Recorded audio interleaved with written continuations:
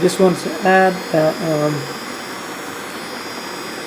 from now on forwards, I'm creating a new set of 3D printable models, and they're going to be called or named Easy Prints, and all the 3D models that fall under this category will be just as easy to print as this one.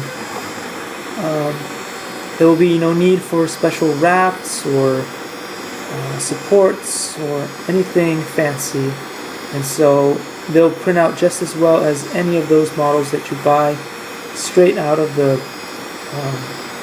if you buy in Eris, it comes with some free models. If you buy a Dremel, it comes with 3 models.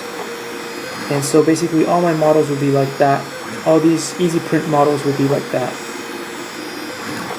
They'll be just as easy to print.